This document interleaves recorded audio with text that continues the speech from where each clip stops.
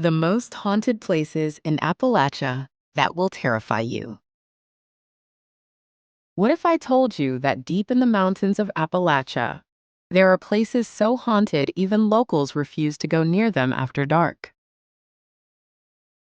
We're not talking about internet creepypasta. We're talking about real prisons filled with executions. A cave where a spirit allegedly killed a man. A ghost that testified in court. Strange lights no one can explain. And creatures in the woods that don't quite look like deer, but aren't human either. Appalachia stretches from southern New York all the way down to northern Alabama. It's one of the oldest mountain ranges on Earth, older than the Rockies, older than most civilizations. And when land is that old, people start to believe it remembers things. Tonight, we're diving into the most haunted places in Appalachia.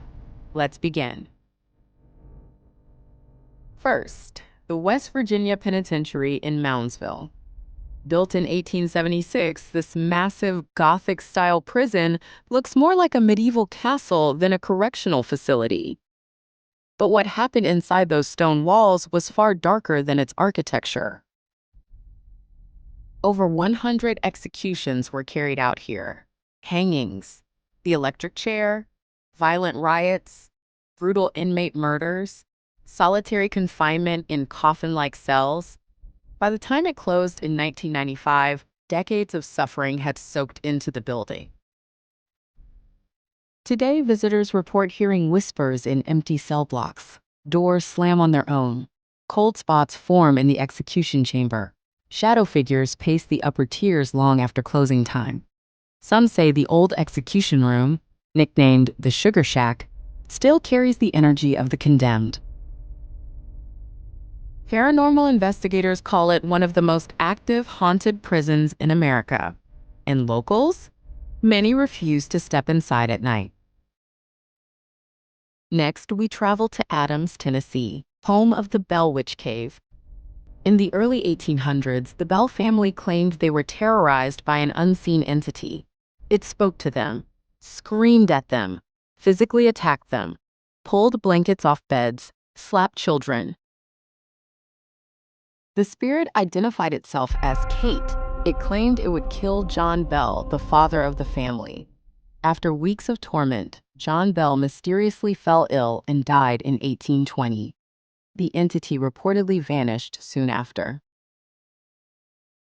Even more chilling, future President Andrew Jackson allegedly visited the Bell property and fled after experiencing violent disturbances. Today, people visiting the cave report growling sounds from deep within, rocks thrown from nowhere, sudden dizziness, electronic equipment malfunctioning. Whether folklore or something darker, the legend of the Bell Witch remains one of the most famous hauntings in American history. Now let's head back to West Virginia, to the Trans-Allegheny Lunatic Asylum. Opened in 1864, it was originally built to house 250 patients. At its peak, it held more than 2,400. Overcrowding was extreme. Patients were restrained for long periods. Experimental procedures were common. Hygiene was poor. Thousands died within its walls. Today, it stands as one of the largest hand-cut stone buildings in North America. Visitors report footsteps echoing in empty hallways, doors locking by themselves, apparitions staring from upper windows, and a child spirit investigators have nicknamed Lily. Psychics claim the building feels heavy, as if the emotional trauma never left. At night, when fog rolls across the property, the massive structure looks less like a hospital and more like something watching you. Next, the Sensabaugh Tunnel in Tennessee. It's just a short railroad tunnel near Kingsport. Nothing unusual at first glance. But legend says a man murdered his entire family near the tunnel before taking his own life. Since then, locals report hearing children crying in the dark, a baby screaming, disembodied laughter, footsteps following them inside. Some claim their cars refuse to start after parking nearby. Teenagers dare each other to drive through it at night. But many don't stay long, because the deeper you walk into that tunnel, the more the outside world fades away. And sometimes you hear something walking behind you. Now, for a haunting that made it into a courtroom. In 1897, in Greenbrier County, West Virginia, a woman named Zona Heaster Shue died suddenly. Her husband claimed it was natural causes. But Zona's mother insisted her daughter's ghost appeared to her 4 nights in a row, revealing she had been murdered. The body was exhumed. An autopsy revealed her neck had been broken. Her husband was arrested and convicted.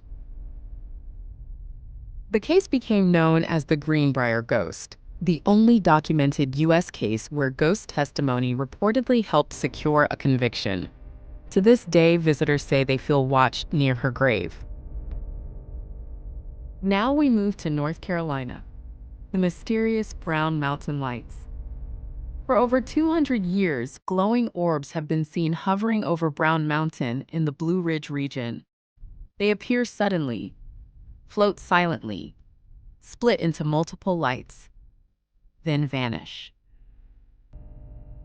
Scientists investigated them in the early 1900s. The U.S. Geological Survey even conducted studies. No clear explanation was agreed upon. Some believe they are ghost lights from Native American spirits. Others think they are lanterns carried by grieving widows searching for lost loved ones. And some believe they aren't ghosts at all, just something unexplained.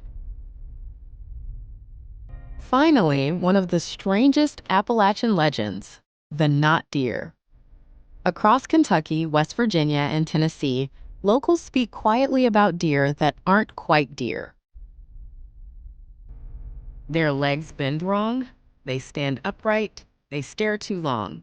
They don't run when approached. Hunters have reported animals that mimic human behavior, creatures that watch from tree lines, deer that seem aware. Appalachian folklore runs deep. Many stories are warnings passed down for generations. And in small mountain towns, these aren't jokes, they're cautions. Appalachia is ancient land, older than the Rockies, older than most civilizations. Mountains worn smooth by time, and maybe when land has seen that much history, it holds on to things. From haunted prisons to ghost testimony in court. From unexplained mountain lights to creatures in the woods. The mountains are quiet, but they are not empty. If you enjoyed this deep dive into the most haunted places in Appalachia, make sure you subscribe for more dark history, unexplained mysteries, and stories they don't teach in school. And tell me in the comments, would you visit any of these places after dark? Or are some doors better left unopened? I'll see you in the next one.